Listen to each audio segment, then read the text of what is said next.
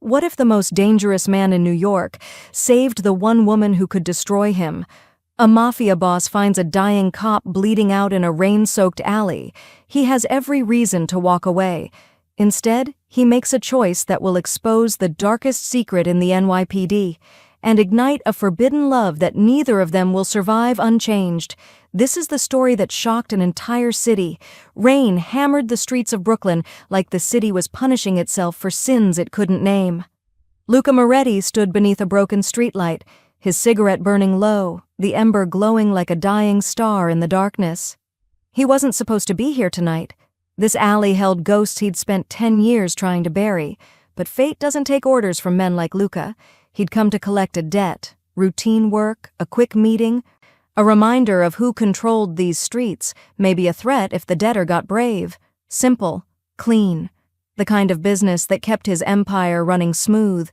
Then the smell hit him, gunpowder, sharp and recent. His hand moved instinctively to the gun at his waist as he turned toward the sound that followed, a soft, desperate groan that cut through the rain like a prayer no one would answer. She lay crumpled beside the dumpster, her uniform soaked dark with rain and something thicker. Her badge caught the fractured light, glinting weakly. NYPD. Luca froze. He'd seen cops die before. Hell, he'd ordered some of those deaths himself. But this one? Something about the way her hand trembled toward her empty holster, still trying to fight even as her body gave out, made him hesitate. Before we dive in, if you love dark mafia romances, dangerous men, and plot twists that make you gasp out loud, hit that subscribe button and drop a comment telling me where you're watching from. YouTube only feeds you what you engage with, so if you want your nights filled with stories that keep you awake until sunrise, you know what to do. Subscribe, comment your location, and buckle up, because what's coming next is going to consume you. He should have kept walking. He should have let Brooklyn claim another casualty. But then she moved. Her head turned slightly, and through the rain and blood, her eyes found his. Dark eyes, defiant eyes, eyes that refused to beg even as death closed in. And for one brutal second, Luca saw someone else in that alley. His sister, 10 years ago, same badge, same blood, different ending he couldn't rewrite. He cursed under his breath, dropped his cigarette into a puddle, and tore off his jacket. "Don't you dare," he muttered, pressing the fabric hard against the wound in her side. "Don't close your eyes." Her lips parted, blood stained her teeth. "You," she gasped, recognition flickering behind the pain. "You're Moretti." His jaw tightened. Even bleeding out, she knew him. "You talk too much," he said, slipping his arm beneath her shoulders. Her body was lighter than it should have been, like the city had already started to hollow her out. "Save it for later." He lifted her, and she groaned. A sound caught between agony and protest. Her blood soaked through his shirt, warm against his skin, a reminder that this decision would cost him something he couldn't calculate yet. Every step toward his car was an argument with himself. "She's a cop. She'd arrest you the second she could stand. The last time you tried to save someone, you buried her." But his feet kept moving. His arms kept holding her, and when he laid her across the back seat and heard her shallow breathing, he made the choice that would unravel everything. He got in, he started the engine, and he drove away from the alley where fate had decided to give him a second chance, or a second curse. The safe house smelled like gun oil, old cigarettes, and disinfectant that never quite masked the scent of violence. It was a forgotten warehouse on the edge of Red Hook, where Luca's men came to disappear when the city got too hot. Marco was already there, leaning against the wall with a pistol on the table and suspicion in his eyes. When Luca kicked open the door with an unconscious cop in his arms, Marco's expression shifted from confusion to disbelief to something close to fury. "Boss," he said slowly, like he was talking to a man who'd lost his mind, "tell me this ain't what it looks like." Luca laid Ava on the metal cot in the corner, ignoring the question. Her face was pale, lips turning the color of ash. He pressed 2 fingers to her throat. Her pulse was weak, but present. "It's exactly what it looks like," Luca said, straightening. He grabbed a towel from the table and wiped the blood from his hands. Marco stared at him. "You brought a cop here, to our place." He gestured at the walls, at the crates of unmarked goods, at the maps of territories pinned beside bulletproof vests. "What's the plan? Adopt her?" Luca lit another cigarette, his movements deliberate, controlled. She saw something she wasn't supposed to. "Someone wanted her dead fast. That makes her useful." "Useful?" Marco's laugh was sharp and bitter. "She's a bullet with a badge, Luca. The second she wakes up, she'll put us all in cuffs. Or worse, she'll bring the whole damn precinct down on us." Luca exhaled smoke toward the ceiling. "Then we make sure she doesn't wake up with the wrong idea." Marco shook his head. "You're letting guilt talk again. This is about your sister, isn't it?" The room went cold. Luca's eyes snapped to Marco's, hard as stone. "Don't." But Marco didn't flinch. "Sophia died because she trusted the wrong people. Saving this one won't bring her back." "I know that," Luca said quietly. Too quietly. The kind of quiet that came before violence. Marco backed off, hands raised. "Fine, but when this blows up in your face, don't say I didn't warn you." He left. The door slamming behind him. Luca stood alone with the dying woman and the ghost of his sister. He moved to the cot, crouched beside it, and studied Ava's face. Even unconscious, she looked like she was fighting something. Her brow furrowed, her fingers twitched. "Stay with me," he whispered again, though she couldn't hear him. But maybe he wasn't talking to her. Maybe he was talking to the part of himself he thought had died 10 years ago in another alley, holding another cop who didn't make it home. Ava's breathing hitched. Her eyelids fluttered. And Luca realized something terrifying. He wasn't sure if he'd saved her or condemned them both. Pain woke her first. Sharp, relentless pain that radiated from her side and spread through her ribs like fire. Ava gasped, her eyes snapping open to unfamiliar darkness, lit only by the dull hum of a generator and a single overhead bulb swaying gently. Where was she? The last thing she remembered was the alley, the rain, the call for backup that never came, and then the shot, from behind. Her breath caught as the memory slammed into her. She tried to sit up, and the pain screamed louder. Her hand flew to her side and found bandages, rough stitches, the sting of something recently sewn together. "Careful." The voice came from the shadows. Ava's head whipped toward the sound, and her body tensed despite the agony. A man sat in a chair 10 feet away, half hidden in darkness, a cigarette glowing between his fingers. Her vision sharpened. And then she recognized him. "No." "Moretti," she whispered, the name tasting like poison. Luca Moretti, Brooklyn's most wanted. The man she'd been chasing for 6 months, the man whose files she'd memorized, whose known associates she'd tracked, whose empire she'd sworn to dismantle, and now she was lying on a cot in what could only be his safe house. Terror and rage collided in her chest. "Why am I still alive?" she rasped, her throat dry and raw. Luca leaned forward, elbows on his knees, his face emerging from the shadows. He looked younger than his reputation suggested, mid-30s. Sharp jaw, dark eyes that held something she didn't expect, exhaustion. "You tell me, detective," he said calmly.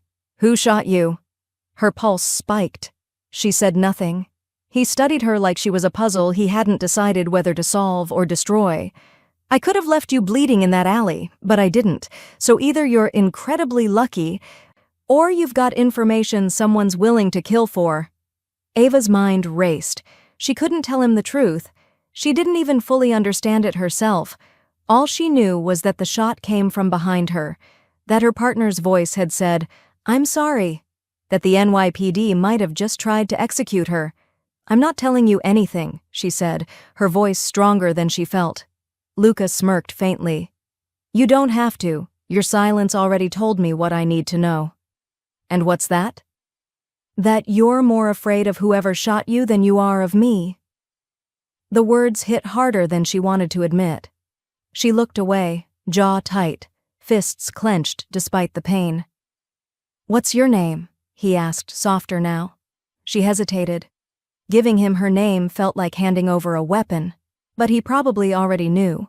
Men like him always did. "Detective Ava Reyes," she said coldly. "Pretty name," Luca said. "For someone bleeding on my floor." Her eyes snapped back to his. "Why save me?" He didn't answer right away. He took a slow drag from his cigarette, exhaled smoke toward the ceiling, and when he finally spoke, his voice carried something that sounded almost like honesty. "Maybe I was bored." She studied his face, the scar near his temple, the shadows under his eyes, the way his hands didn't shake even though he'd just dragged a dying cop into his den. Nothing about him said bored. "You're lying," she said. His lips curved into something that wasn't quite a smile. "Maybe. But you're alive. So does it matter?" Ava didn't answer, because the truth was, she didn't know. 3 days passed in a strange, suffocating rhythm. Ava's wound began to close, the fever broke, and the sharpness of the pain dulled into a constant, manageable ache. But the tension in the safe house never eased. It thickened with every silence, every glance, every moment Luca Moretti did something that contradicted everything she thought she knew about men like him. He brought her food, soup, bread, water, not mercy, just sustenance.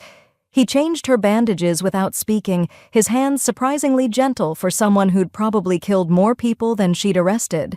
He didn't touch her beyond what was necessary, didn't threaten her, didn't demand answers, and that scared her more than anything. On the third night, Ava sat on the edge of the cot, her legs finally strong enough to hold her weight for more than a few seconds. She watched him across the room, leaning against the table, scrolling through his phone with one hand, a cigarette in the other. "You're not what I expected," she said quietly. He glanced up. "And what did you expect?" "A monster." Luca's expression didn't change. He set his phone down, crossed the room, and crouched in front of her, close enough that she could see the faint stubble on his jaw, the exhaustion etched into the lines around his eyes. "Maybe I still am," he said, his voice low. "You just haven't seen that part yet." "Then why haven't you killed me?" "Because you're worth more alive." The words should have been cold, clinical, but the way he said them, like he was trying to convince himself as much as her, made them feel dangerously personal. Ava's breath hitched. "You think I'll help you?" "I think," Luca said, "you don't have anywhere else to go." She hated that he was right. She hated the way his gaze lingered on her face, like he was searching for something he'd lost. She hated the way her pulse quickened when he stood, his hand brushing her shoulder as he moved past her. "Get some rest," he said. "You're still weak." "I don't need you to tell me what I am," she shot back, her voice sharp with defiance. He paused at the door, glanced over his shoulder, and the faintest hint of a smile touched his lips. "No," he said. "You don't." And then he was gone. Ava sat in the dim light, her heart pounding for reasons she refused to name. Luca didn't sleep that night. He stood on the roof of the warehouse, the city sprawled out before him like a graveyard of broken promises. The rain had stopped, but the streets still glistened, reflecting neon and headlights and the ghosts of everyone he'd failed. His sister's face haunted him most. Sophia, 25 years old, bright, stubborn, a rookie cop who believed she could change the system from the inside. She'd been so sure that justice existed somewhere beneath the corruption, that good men still wore badges. Luca had warned her, begged her to walk away, told her the NYPD was rotten at its core. She didn't listen. And then one night, she called him, frantic, scared, said she'd found something, files, recordings, proof that her captain was on a rival family's payroll. "I'm going to expose them," she'd said. "I'm going to make this right." Luca had driven across the city to stop her, but he was too late. He found her in an alley, shot twice in the back, her badge still pinned to her chest. The official report called it gang violence, a tragic casualty of Brooklyn's war on crime.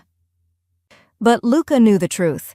The NYPD had killed her, not for being a cop, for being a good one. He'd buried his faith that day, buried his heart, vowed never to trust another badge, never to believe in justice, never to let guilt weaken him again.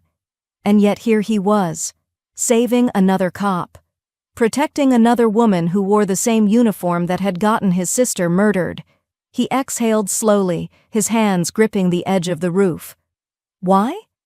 Because Ava reminded him of Sophia, not in looks, but in the way she refused to die quietly, in the way her eyes still burned with something that hadn't been extinguished yet. Or maybe it was simpler than that. Maybe he just couldn't stand the thought of failing again. His phone buzzed. Marco's name lit up the screen. "We've got a problem. Doyle's asking questions." He knows she's not dead. Luca's jaw tightened. Captain Doyle, the name Ava had whispered in her sleep, laced with fear and betrayal. The man who'd tried to kill her. Luca typed back, "Let him ask. He won't find her." He pocketed the phone and turned back toward the stairwell. Ava was still awake when he returned. She sat on the cot, her knees drawn to her chest, her eyes distant. "Couldn't sleep?" he asked. She didn't look at him. "You ever lose someone you couldn't save?" Luca's chest tightened. "Yeah." "Then you know why I can't sleep." He moved to the chair, sat down, and for the first time since he'd carried her out of that alley, he told her the truth. "My sister was a cop," he said quietly. "She found out her captain was dirty. She tried to expose him. They killed her for it." Ava's head turned slowly. Her eyes met his. "That's why you saved me," she whispered. "Maybe," Luca admitted, "or maybe I just couldn't watch another cop die in an alley." The silence stretched between them, heavy with shared grief and unspoken understanding, and for the first time Ava saw him not as a monster, but as a man who carried ghosts too. Morning light crept through the cracks in the warehouse walls, pale and unforgiving. Ava tried to stand on her own for the first time without help.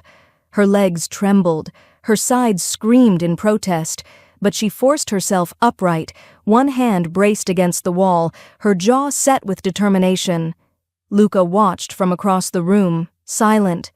She took one step, then another. Her breath came in short gasps, sweat beading on her forehead. On the third step, her knee buckled. He was there before she hit the ground. His arm caught her waist, pulling her against him, steadying her. "Easy. I don't need—" She started, but her voice faltered. "Yes," he said quietly. "You do." For a moment, neither of them moved. Her hands gripped his shoulders, his arm stayed around her waist. Their faces were inches apart, close enough that she could see the gold flecks in his dark eyes, close enough to feel the warmth of his breath. "Why are you doing this?" she whispered. "Because," Luca said, his voice rough, "if you die now, it'll be for nothing, and I've buried enough people who died for nothing." Something shifted in her chest, something dangerous and unwanted and impossible to ignore. She pulled back, breaking the contact, her walls slamming back into place. "I'm not your redemption project." "I know," he said, "but you're the only person in this city who might understand what it's like to be betrayed by the people you trusted most." Ava's throat tightened. She looked away. "The NYPD declared you dead," Luca continued. "Captain Doyle filed the report himself. As far as the city's concerned, you didn't survive that alley." Her hands clenched into fists. "Then I'm a ghost." "No," Luca said, his gaze unwavering. "You're alive, and as long as you're under my roof, you stay that way." The weight of those words settled over her like armor and chains. She was trapped, dependent, bound to the one man she should have been arresting. But she was alive, and for the first time since she'd woken up in this warehouse, Ava realized something terrifying. She trusted him, not because he was good, not because he was innocent, but because he was the only person in the world who had a reason to keep her breathing. "Okay," she said quietly. "I'll stay alive." Luca's lips curved into the faintest smile. "Good, because the city's about to get a lot more dangerous." And as the morning light stretched across the floor, two people who should have been enemies made an unspoken pact. Survival. Together. No matter the cost. Living in a Mafia safe house felt like being a ghost trapped in purgatory. Ava had survived the bullet. She'd survived the fever, but surviving Luca Moretti's world was something else entirely. The warehouse had rules, unspoken at first, then made brutally clear. Don't go near the windows. Don't answer the door. Don't ask questions about the men who came and went at odd hours, their voices low, their eyes hard. And above all, don't try to leave. By day 7, Ava's frustration had turned into rage. She stood in the center of the room, arms crossed, watching Luca check the locks on the steel door for the 3rd time that morning. He moved with the precision of a man who'd learned paranoia wasn't a weakness, it was survival. "You're keeping me prisoner," she said flatly. Luca didn't look up. "I'm keeping you alive." Same thing. Now he turned, his dark eyes meeting hers with something between patience and warning. "No, it's not. A prisoner has no choice. You chose to stay the moment you didn't try to run." "Maybe I was too weak to run." "You're not weak anymore." He stepped closer, his presence filling the space between them like a storm building pressure. "So if you want to walk out that door, go ahead. But the second you step outside, you're a target. Your face is known, your name is whispered, and Captain Doyle? He's got people watching every hospital, every precinct, every safe place you used to know." Ava's jaw tightened. "You don't know that. I do." Luca pulled his phone from his pocket, tapped the screen, and held it up. It was a photo. Grainy surveillance footage from outside a Brooklyn bodega. 2 men in plainclothes, faces she recognized from the precinct, weapons concealed beneath jackets, eyes scanning the streets. "They've been looking for you," Luca said. "Marco's contacts confirmed it. Doyle told them you survived. He wants you found before you can talk." Her stomach twisted. She wanted to call him a liar, but the evidence was right there, cold and undeniable. "So what?" she snapped. "I just stay here forever, live under your rules, become part of your world?" "No," Luca said, his voice softer now. "You stay here until we figure out who wants you dead and why. Then you get your life back." "And you expect me to believe you'll just let me walk away?" His gaze held hers, unflinching. "I expect you to stay alive long enough to make that choice." Silence stretched between them, heavy and electric. Ava hated how reasonable he sounded, hated how his protection felt like both a cage and a lifeline. "I'm not one of your soldiers," she said quietly. "I know." Luca slipped the phone back into his pocket. "But while you're under this roof, you follow my rules. Not because I want to control you, because the moment you don't, you die. And I didn't pull you out of that alley just to bury you a week later." The words landed like a vow. Ava turned away, fists clenched, throat tight with frustration and something she refused to name. "Fine," she muttered.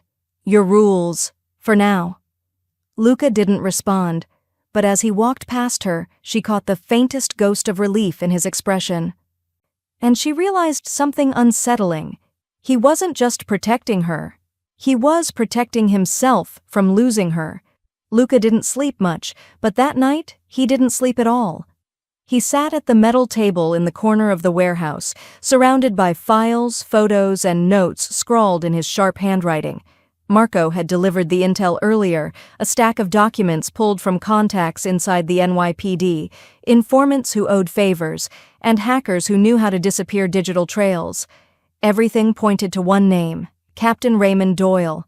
Luca studied the man's file. 15 years on the force, decorated, respected, a rising star in Brooklyn's 7th precinct. On paper, he was a hero. But Luca knew better than to trust paper. He cross-referenced Doyle's financial records, offshore accounts, cash deposits that didn't match his salary, real estate purchases that screamed money laundering. The man was dirty, not just dirty, filthy, and Ava had gotten too close. Luca's jaw tightened as he pieced it together. She'd been investigating something big enough that Doyle couldn't risk her finding it.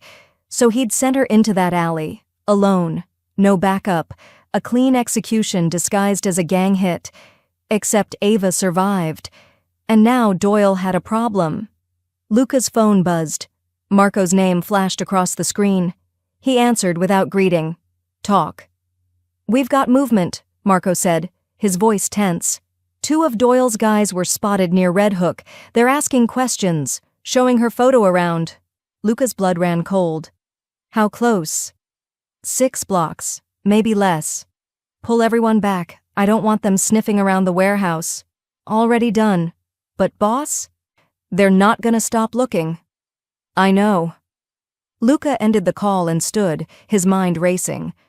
Across the room, Ava stirred on the cot, her eyes opening slowly. She looked at him, her expression still clouded with sleep. What's wrong? She asked, sitting up. Luca hesitated. Telling her the truth meant confirming what she probably already suspected. Not telling her meant keeping her in the dark. And that was a different kind of danger. He crossed the room, crouched beside the cot, and met her gaze. Your partner, he said quietly. The one who was with you that night. What's his name? Ava's face went pale. Why? Because I need to know who tried to kill you. Her breath hitched. Captain Doyle, she whispered. He was my superior. He sent me into that alley, alone. Luca nodded slowly. He's dirty. And he's looking for you. Ava's hands trembled. How do you know? Because, Luca said, his voice hard, men like him always tie up loose ends, and right now, detective, you're the biggest loose end he's got. The next 3 days passed in a strange, suffocating intimacy. Ava couldn't leave, couldn't call for help, couldn't do anything but exist in the orbit of a man she was supposed to hate. But Luca made it impossible to hate him. He brought her food, not scraps, but real meals. Pasta, bread, coffee that didn't taste like dirt. He didn't ask if she was hungry. He just placed the plate beside her and walked away. At night, when she woke screaming from nightmares of the alley, of Doyle's voice saying, I'm sorry, before pulling the trigger, Luca was always there, sitting in the chair, watching, silent. You don't have to stay, she said once, her voice shaking. I know, he replied, but I will anyway. And he did. One night she found him on the roof, leaning against the railing, cigarette smoke curling into the dark. She climbed the stairs, her wound still aching but manageable now, and stood beside him. Why do you do this? She asked. Do what? Act like you care. Luca didn't answer right away.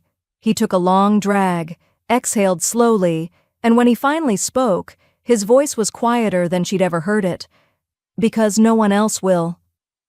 Ava looked at him, really looked. And for the first time, she saw past the reputation, past the violence, past the empire. She saw a man who'd been broken by the same system that had broken her. You're not what they say you are, she said softly. Luca's lips curved into something that wasn't quite a smile. Don't mistake kindness for weakness, detective. I've done things that would make you run. Maybe, Ava admitted, but you also saved my life. That counts for something. He turned to face her fully, his eyes searching hers. Does it? Yeah, she whispered. It does. And in that moment, standing on the roof beneath a sky heavy with stars and secrets, something shifted between them, something that felt dangerously close to trust. They sat across from each other in the dim warehouse, the space between them charged with unspoken tension. Luca had poured 2 glasses of whiskey. Ava hadn't touched hers. Tell me what you were investigating, he said. Ava's fingers tightened around the glass. Why? Because if I'm going to keep you alive, I need to know what you found. She looked away. It doesn't matter. Whatever I had, it's gone now. Doyle wouldn't be hunting you this hard if it was gone. Ava's jaw clenched. He was right. She hated that he was right.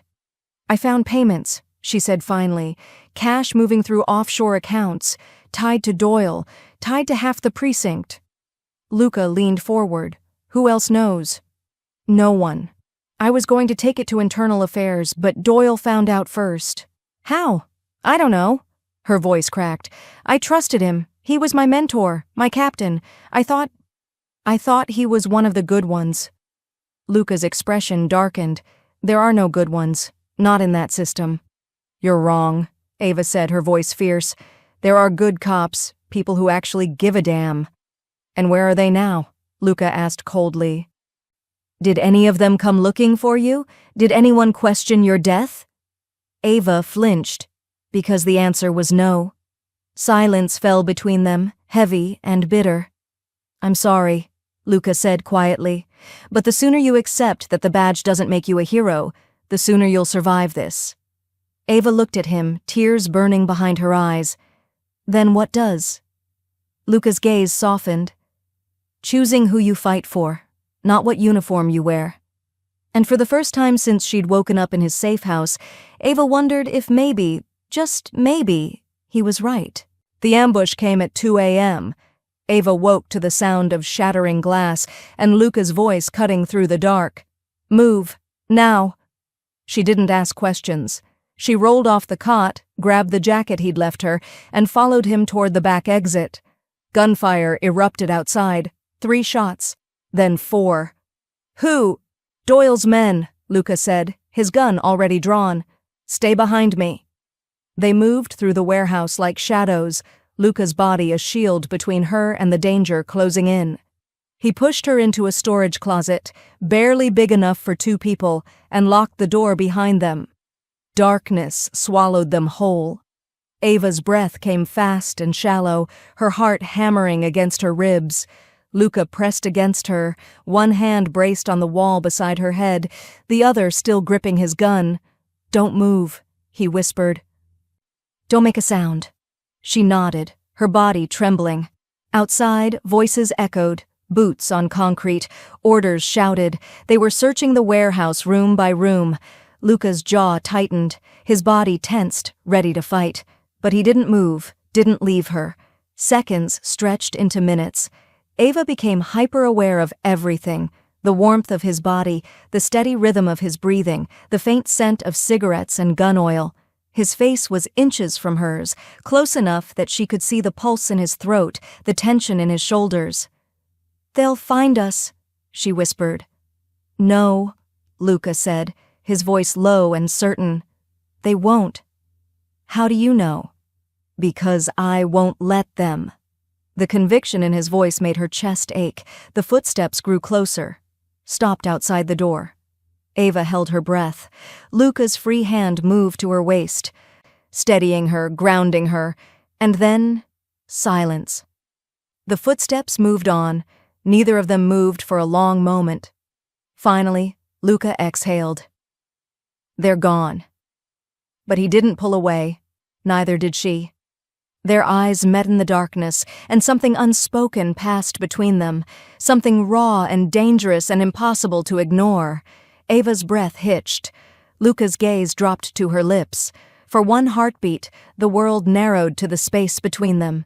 Then he stepped back, breaking the spell. We need to move, he said, his voice rough. Now. But as they left the closet and disappeared into the night, Ava knew one thing for certain. The line between enemy and ally had just blurred beyond recognition. They made it back to a secondary safe house by dawn. This one was smaller, colder, a forgotten apartment above a closed butcher shop in Sunset Park. Ava sat on the edge of a worn couch, her hands still shaking from the ambush. Luca stood by the window, watching the street below, his gun resting on the sill. The door slammed open. Marco stormed in, his face twisted with fury. He didn't even look at Luca. His eyes went straight to Ava. This is your fault, he snarled, crossing the room in 3 strides. You brought the heat down on us. Doyle's men nearly found the warehouse because of you. Ava stood, her jaw set. I didn't ask to be saved. Then maybe we should have left you to bleed out, Marco spat, stepping closer. Luca moved faster than either of them could react. One moment, Marco was advancing on Ava. The next, Luca had him slammed against the wall, forearm pressed to his throat, gun leveled at his temple. Say that again, Luca said quietly. Too quietly. Marco's eyes went wide. Boss, You didn't what? Luca's voice was ice. Threaten the woman under my protection? Disrespect my decision? Choose which one you want to apologize for. Luca, choose. Marco swallowed hard. I'm sorry. Luca held him there for another heartbeat, then released him. Marco stumbled back, gasping, his hand going to his throat. "Get out," Luca said, "and don't come back until you remember who's in charge." Marco left without another word, the door slamming behind him. Silence filled the room. Ava stared at Luca, her heart pounding for reasons that had nothing to do with fear. "You didn't have to do that," she said quietly. Luca turned to her, his eyes still hard. "Yes, I did." "Why?" He crossed the room, stopped in front of her, his gaze unwavering. "Because the second my men think they can touch you, you're dead. And I don't save people just to watch them die." Ava's breath caught. "You're putting yourself at risk, for me." "I know. Why?" Luca's jaw tightened. For a moment she thought he wouldn't answer. Then he said, his voice raw, "Because you remind me what it feels like to give a damn." The words hit her like a confession.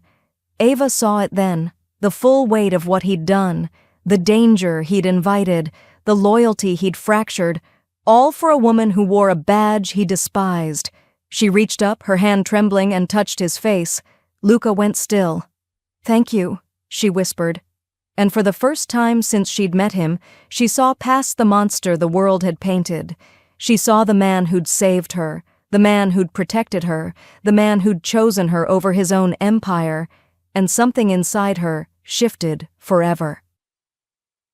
The file landed on the table with a sound that felt like a verdict. Luca stood over it, his jaw tight, his hands braced on either side of the manila folder like he was holding back something violent. Ava sat across from him, her eyes locked on the label scrawled in black marker. Reyes, Ava, Internal Investigation. "Where did you get this?" she asked, her voice barely above a whisper. "Does it matter?" "Yes."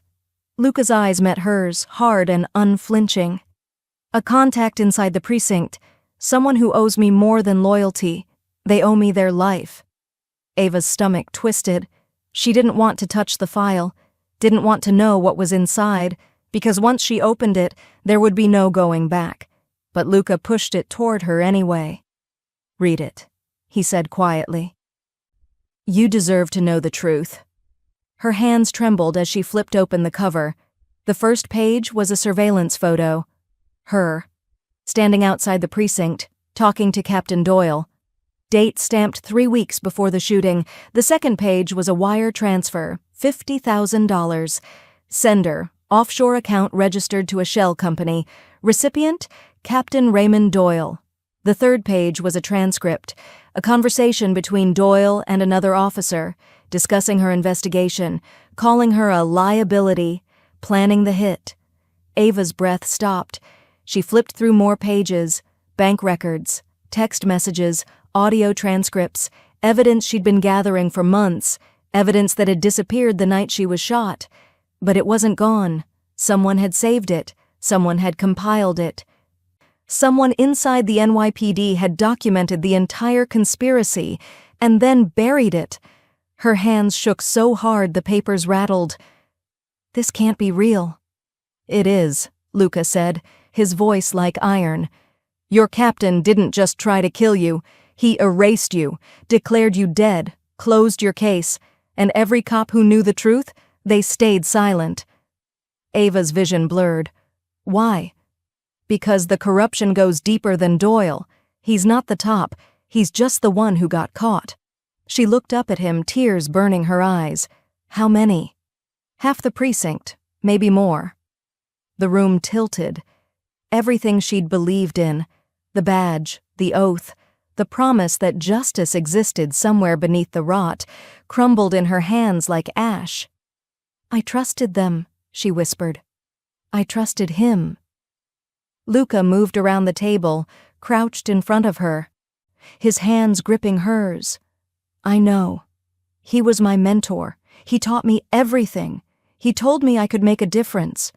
"And you did," Luca said fiercely. "You found the truth. That's why he tried to kill you." Ava pulled her hands free, stood abruptly, and turned away. Her chest heaved with rage and grief, and something darker, something that tasted like betrayal so deep it had become part of her DNA. "I should have seen it," she said, her voice breaking. I should have known." "You couldn't have." "Yes, I could."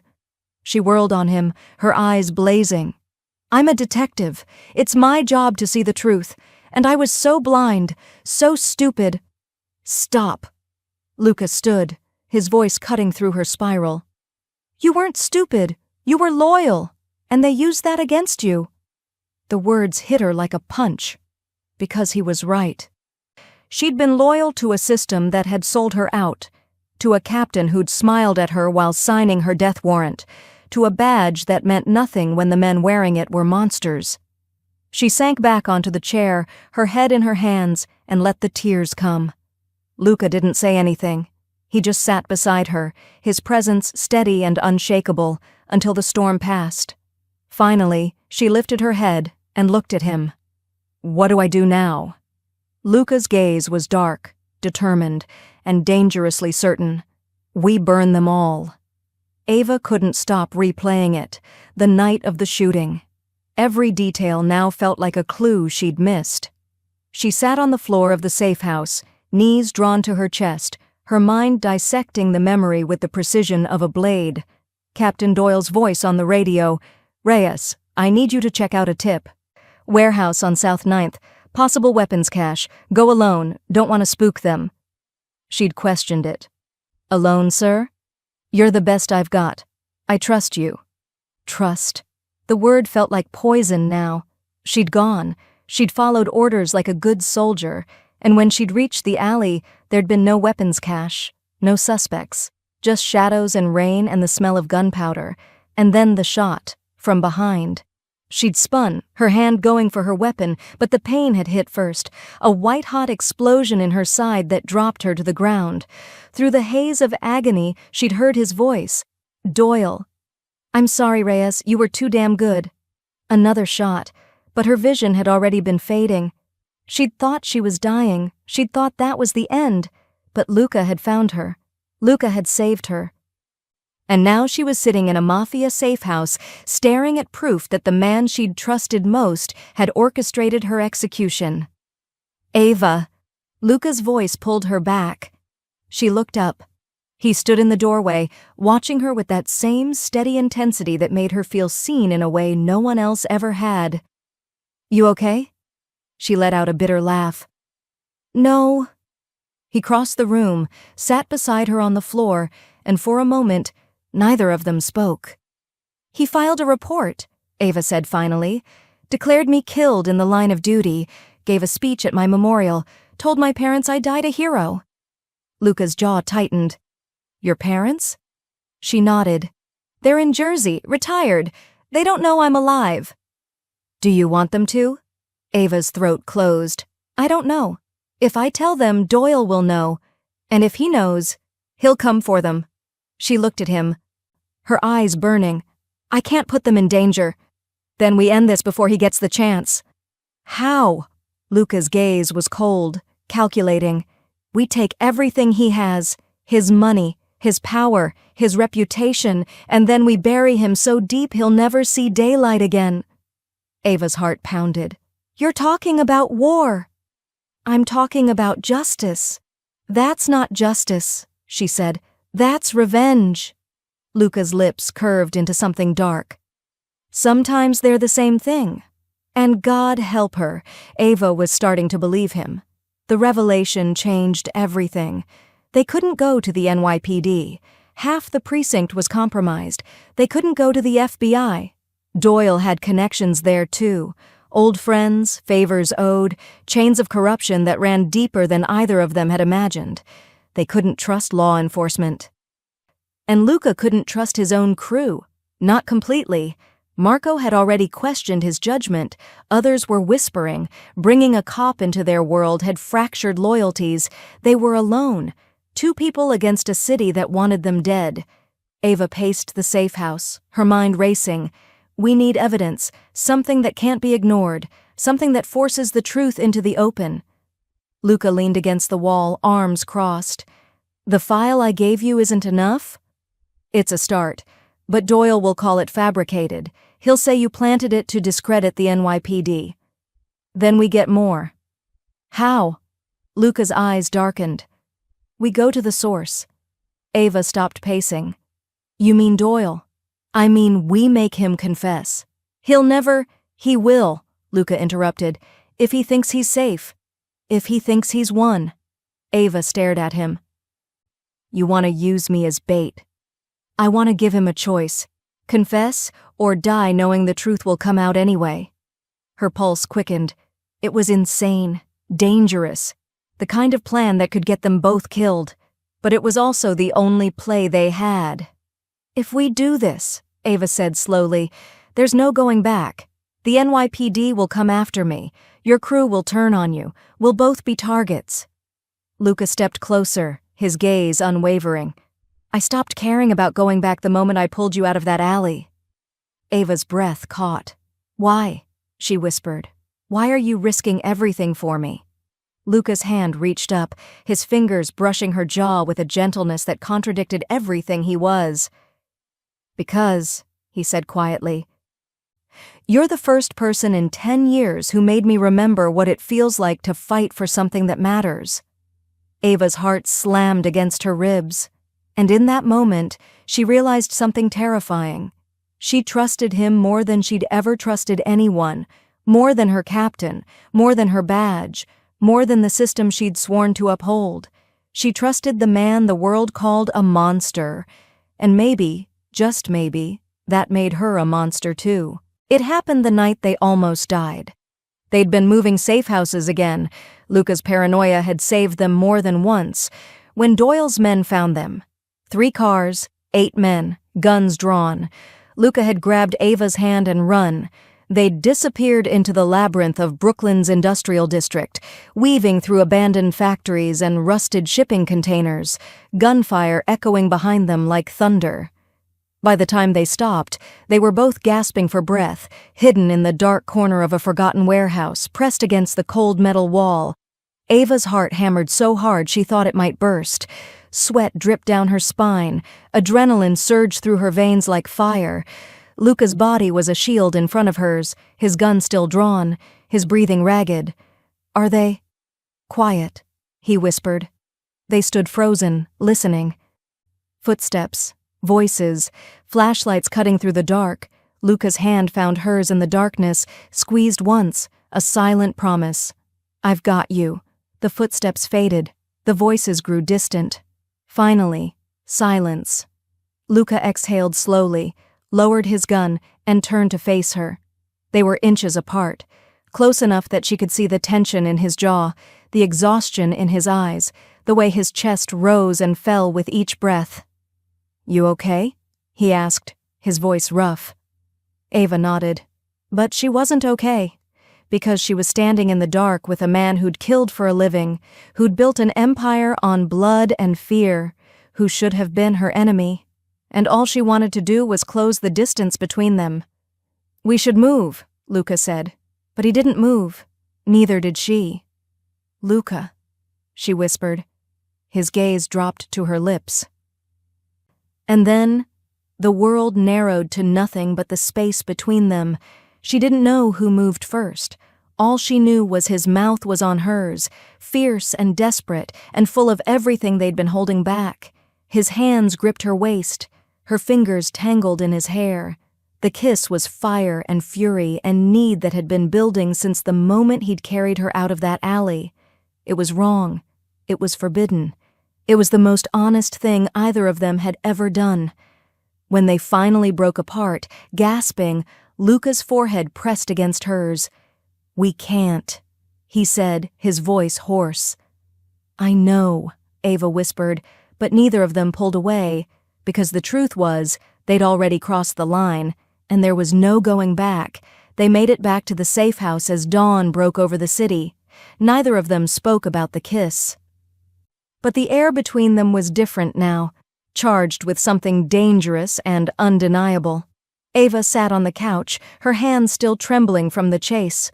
Luca stood by the window, watching the street below, his jaw tight. Finally, he turned to her. I'm going to destroy them, he said quietly. Everyone who hurt you, Doyle, his crew, the precinct, all of it. Ava looked up at him. That's not justice. That's war. Then call it war." His eyes were dark, relentless. "But I'm not letting them get away with this." "And what happens to you?" Ava asked, her voice breaking. "You go after the NYPD. You'll have every cop in the city hunting you. Your empire will crumble. Your men will turn on you. You'll lose everything." Luca crossed the room, knelt in front of her, and took her hands in his. "I've already lost everything that mattered," he said. "The only thing I have left is you." Ava's breath caught. "Don't do this," she whispered. "Don't sacrifice yourself for me." "I'm not," Luca said fiercely. "I'm doing this because it's right, because they don't get to destroy you and walk away, because for the first time in 10 years, I have something worth fighting for." Tears burned her eyes. "You're going to get yourself killed." "Maybe." His thumb brushed across her knuckles. "But I'd rather die fighting for you than live knowing I let them win." Ava pulled her hands free, stood abruptly, and paced the room. "You don't owe me this." "Yes," Luca said, standing. "I do." "Why?" "Because you made me human again." The words shattered something inside her. She turned, crossed the room, and kissed him. This time there was no hesitation. No guilt, just raw, desperate need. When they broke apart, her voice was steady and certain. "Then we do this together," she said. "We take them down, all of them. But we do it smart, we do it right, and we both walk out alive." Luca's lips curved into a dark, dangerous smile. "Deal." And in that moment, Detective Ava Reyes and Mafia boss Luca Moretti became something the world had never seen. Partners in vengeance, bound by blood and promises and a love that should never have existed. The call came at midnight. Marco's voice, tight and urgent. "Boss, we've got a problem." Luca was on his feet in seconds. "Talk." "Someone leaked your location. Doyle's men are moving. You've got maybe 10 minutes. Ava heard the words and felt her blood turn to ice. "Who?" Luca demanded. Silence. Then, quietly, "Tommy. He made a deal." "Money and immunity in exchange for the cop?" Luca's expression went cold. "Where is he?" "Gone. Disappeared an hour ago."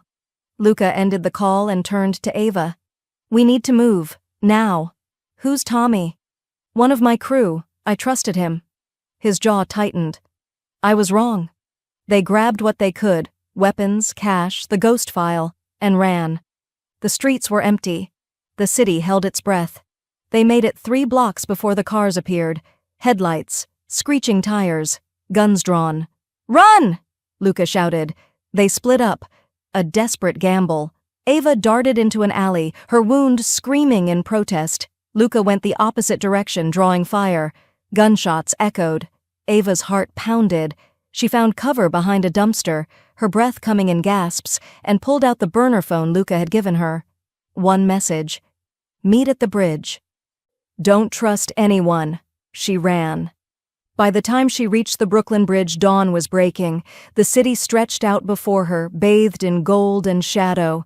And then she saw him. Luca emerged from the darkness, blood on his shirt, his gun still in his hand. He was alive. Ava ran to him, and he caught her, his arms wrapping around her like a vow. "We're not safe," he said. "I know. They'll keep coming."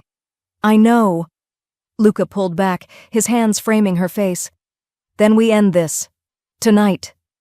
Ava met his gaze, her eyes fierce and certain. "Tonight," she agreed. And as the sun rose over Brooklyn, 2 people who should have been enemies stood together on the edge of war, ready to burn the world down. The warehouse was silent except for the sound of Tommy bleeding. He sat tied to a chair in the center of the room, his face swollen, his breathing shallow. Blood dripped from his split lip onto the concrete floor, each drop echoing like a countdown. Luca stood in front of him, his knuckles bruised, his expression carved from stone. Ava watched from the shadows, her stomach twisting. She'd seen violence before, in interrogation rooms, crime scenes, the aftermath of gang wars. But this was different. This was personal. "Why?" Luca asked, his voice terrifyingly calm. Tommy spat blood. "They offered me 50 grand, clean slate, new identity." And you believed them? Tommy laughed bitterly. Better than dying in your war, boss. Luca's jaw tightened. I gave you a home, a family. I trusted you with my life. Yeah, well, Tommy said, his voice cracking. Trust don't pay the bills, and your little cop girlfriend? She's a death sentence for all of us. The words hung in the air like a challenge. Luca moved so fast Ava barely saw it. His hand shot out, gripping Tommy's throat, lifting him, chair and all, off the ground. Say that again, Luca said quietly. I dare you. Tommy choked, his eyes bulging. Ava stepped forward. Luca. He didn't look at her. His gaze stayed locked on Tommy, cold and unforgiving. She's not the death sentence, Luca said. You are. He dropped Tommy, the chair crashing to the floor. Tommy gasped for air, coughing violently. Marco appeared from the shadows, gun in hand. What do you want us to do with him? Luca straightened, wiping blood from his knuckles. For a moment, the room held its breath. Then he said, Let him go. Marco's eyes widened. Boss? Let him go, Luca repeated, his voice like iron. But make sure every crew in Brooklyn knows what he did. Make sure they know the price of betrayal. Tommy's face went pale, because being killed would have been mercy. What Luca just sentenced him to was worse.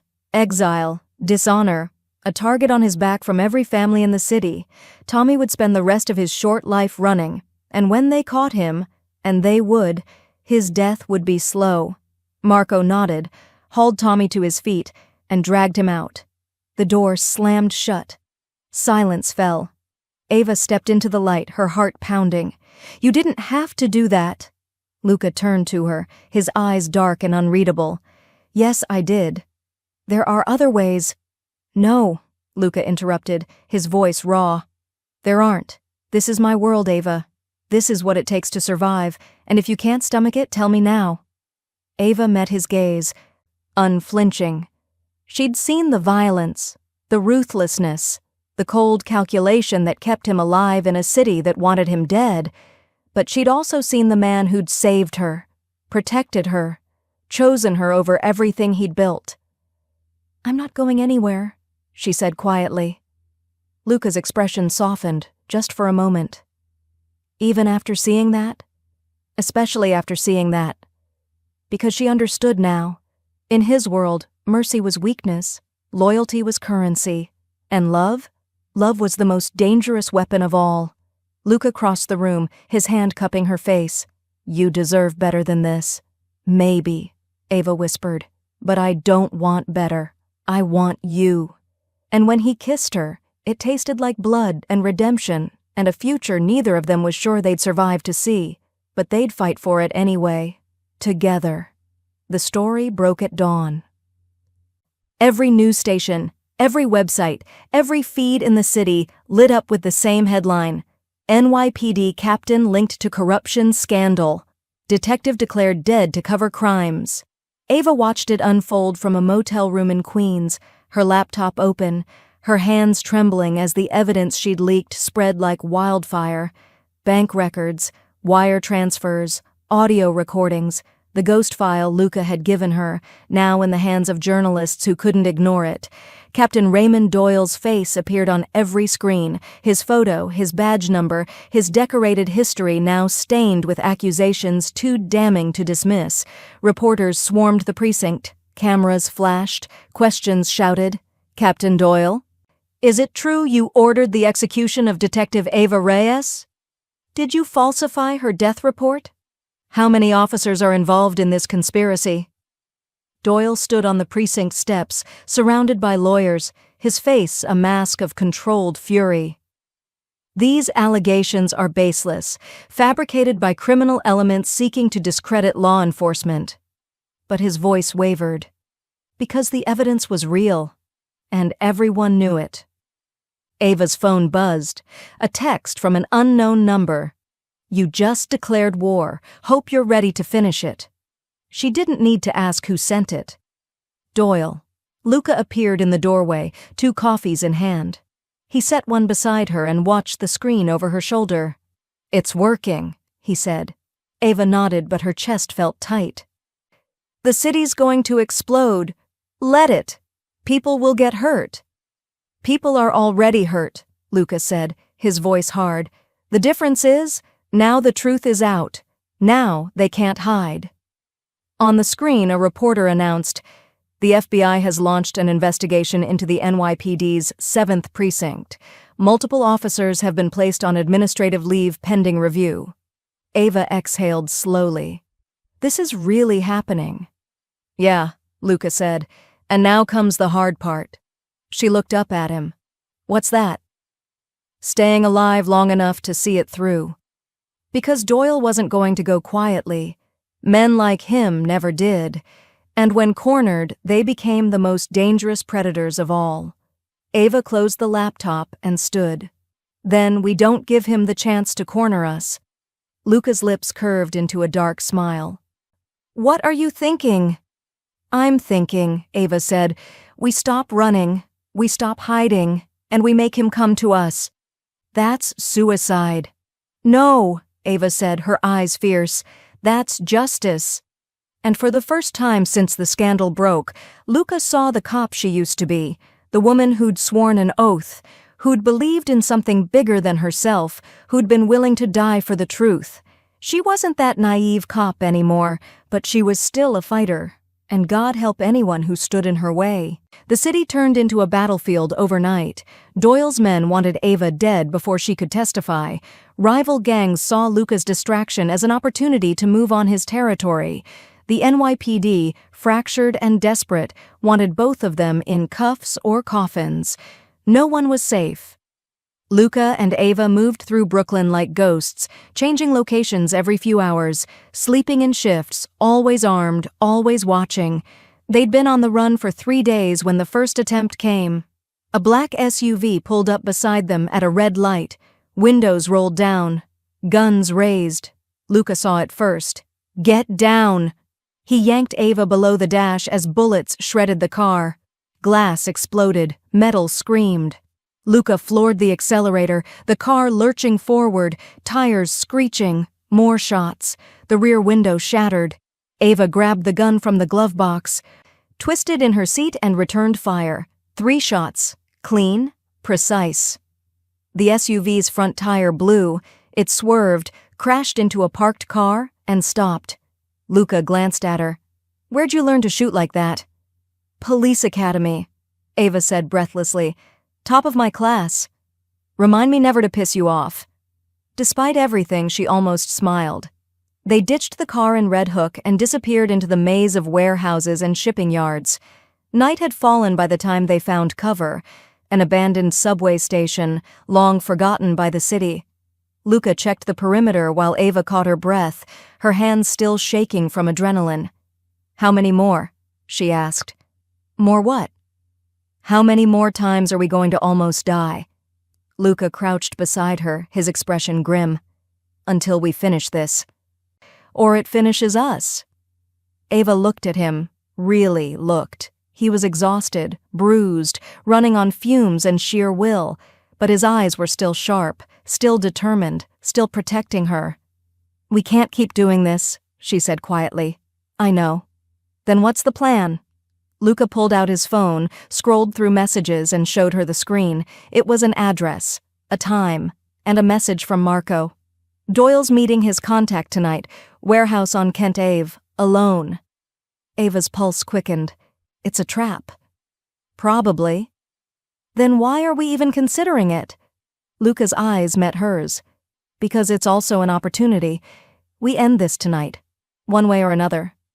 Ava's stomach twisted, but she nodded, because he was right. They couldn't run forever. Eventually you had to stand and fight, even if it killed you. Chapter 22. The Last Stand. The warehouse on Kent Avenue smelled like rust and old blood. Luca and Ava moved through the darkness, weapons drawn, every shadow a potential threat. The building was massive, 3 stories of forgotten industry, broken windows, and ghosts. He's here, Luca whispered, his voice barely audible. Ava nodded. She could feel it too. That electric charge in the air that came before violence. They reached the main floor and stopped. Captain Raymond Doyle stood in the center of the room, flanked by 4 men, all armed, all ready. He smiled when he saw Ava. "Detective Reyes, I have to admit, I'm impressed. Most people don't crawl out of their graves." Ava stepped forward, her gun raised. "It's over, Doyle." "Is it?" He gestured at the men around him. "Because from where I'm standing, it looks like you're outnumbered and outgunned." "Maybe," Ava said. "But I'm not alone." Doyle's eyes shifted to Luca. "Ah, yes, the infamous Luca Moretti. Tell me, how does it feel to throw away your empire for a cop?" Luca's expression was cold. "Better than living as a coward." Doyle's smile vanished. "Last chance. Walk away. Disappear. And maybe I'll let you live." "No," Ava said. "You're going to confess. On record, everything you did, everyone you paid, or the evidence I leaked, that's just the beginning." Doyle laughed. "You think anyone will believe you? A dead cop and a mafia boss? You're a joke." "Then why are you here?" Luca asked quietly. The question hung in the air. Because Doyle was here, which meant he was scared. Doyle's jaw tightened. "Kill them." The room erupted, gunfire, chaos. Ava dove behind a concrete pillar as bullets ricocheted around her. Luca moved like a shadow, taking down 2 men before they could react. Ava returned fire, her training kicking in. 1 shot, 2, 3. And then she saw it. Doyle, running for the exit. "Luca!" she shouted. He turned, saw Doyle fleeing, and ran. Ava followed. They caught him in the alley. Doyle spun, gun raised, and fired. The shot hit Luca in the shoulder. He stumbled, blood blooming across his shirt, but didn't fall.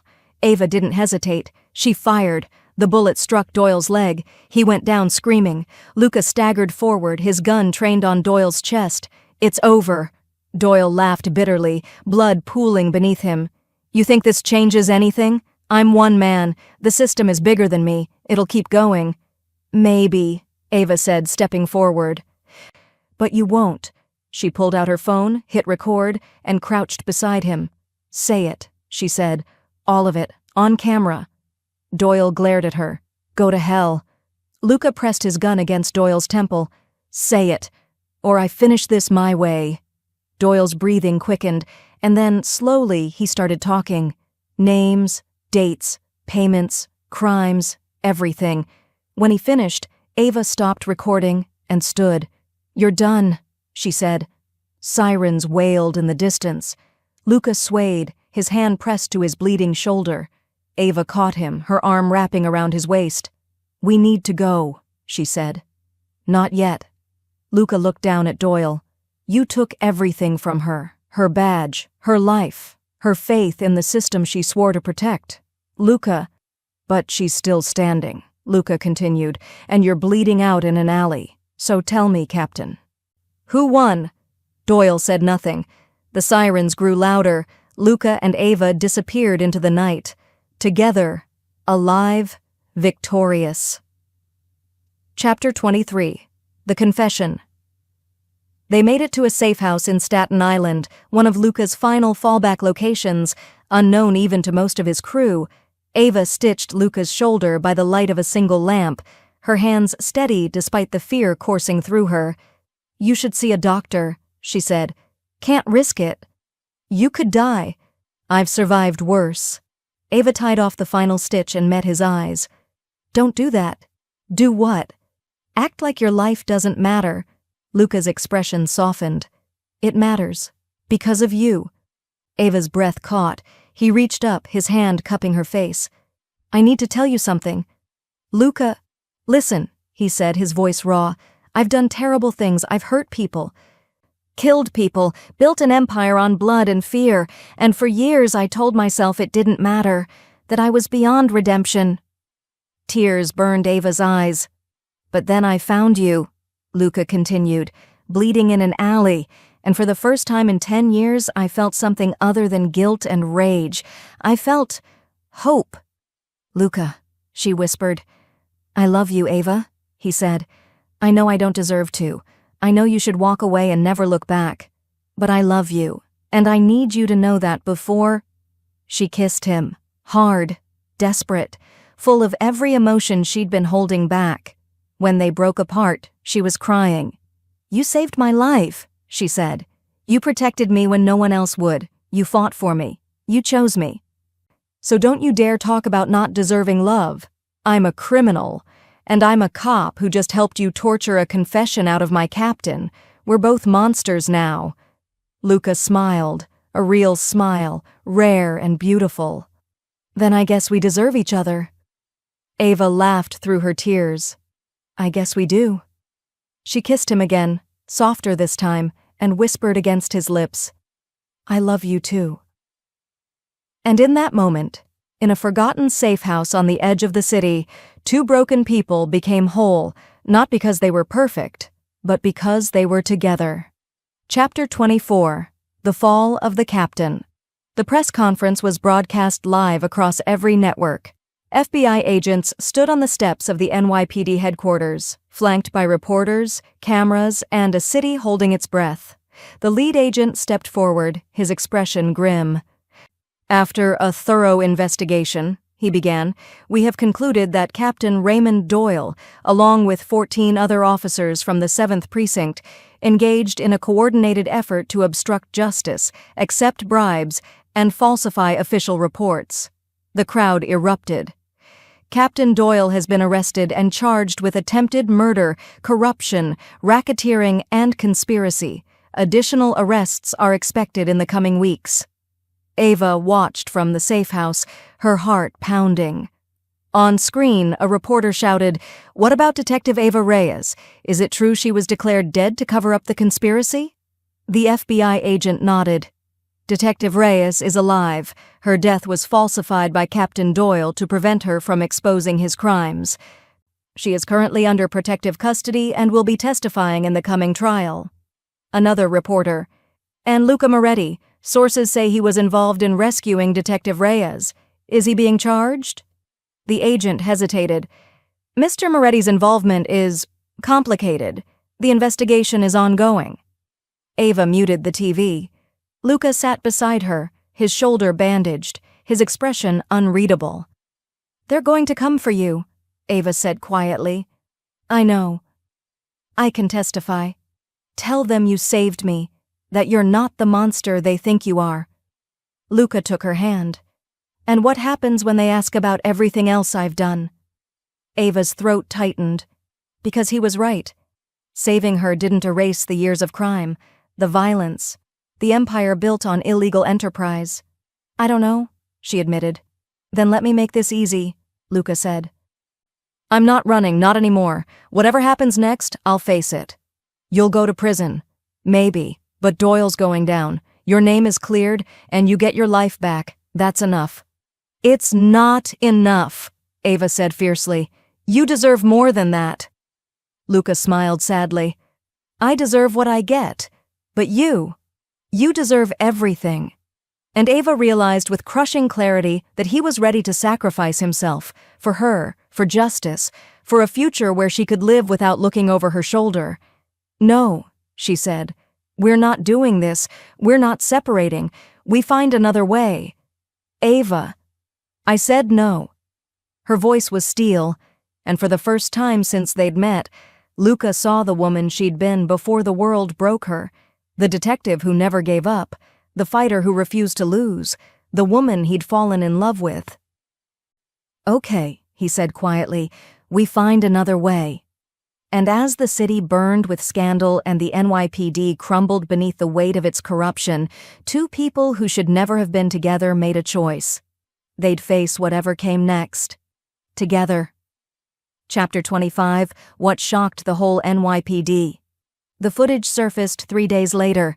Security camera video from the alley where Ava had been shot. Grainy. Time-stamped. Irrefutable. It showed everything. Ava, bleeding, Doyle standing over her, gun raised, the shot, her body hitting the ground, and then Luca, emerging from the shadows, checking her pulse, tearing off his jacket to stop the bleeding, carrying her to his car, saving her life. The video went viral in hours. News anchors debated, social media exploded, the city couldn't look away. Because the man they'd called a monster had done something no cop had. He'd saved one of their own. The NYPD released a statement. In light of new evidence, the department acknowledges that Mr. Luca Moretti acted to preserve the life of Detective Eva Reyes. While his criminal history remains under investigation, his actions on the night in question demonstrate a complexity that warrants further review. It wasn't an exoneration, but it was something. Eva watched the footage from the window of the safe house, tears streaming down her face. Luca stood beside her, his hand resting on her shoulder. "The whole city's watching," she whispered. "Let them. They're calling you a hero." Luca's laugh was bitter. "I'm not a hero." "No," Eva said, turning to face him. "You're not. You're a criminal, a killer. A man who's done terrible things." Luca's expression hardened. "Then why?" "Because you're also the man who saved my life when no one else would. The man who fought for me, protected me, loved me." She took his hand, her eyes fierce. "The city can call you whatever they want, but I know the truth." "And what's that?" "You're my miracle." Luca's breath caught. Outside, the city continued its debate. The NYPD scrambled to rebuild its reputation. Doyle awaited trial. And somewhere in Brooklyn, a war between gangs and corrupt cops slowly faded into memory. But inside that safe house, two people who'd been broken by the world found something neither thought possible. Redemption, not in the eyes of the law, not in the judgment of society, but in each other. 3 months later, Eva stood on the steps of the federal courthouse. Her badge returned, her name cleared, her testimony complete. Reporters swarmed. "Detective Reyes, what's next for you?" She smiled. "I'm going back to work, doing what I do best." "And Luca Moretti? Are you still in contact?" Ava's expression softened. Mr. Moretti cooperated fully with the investigation.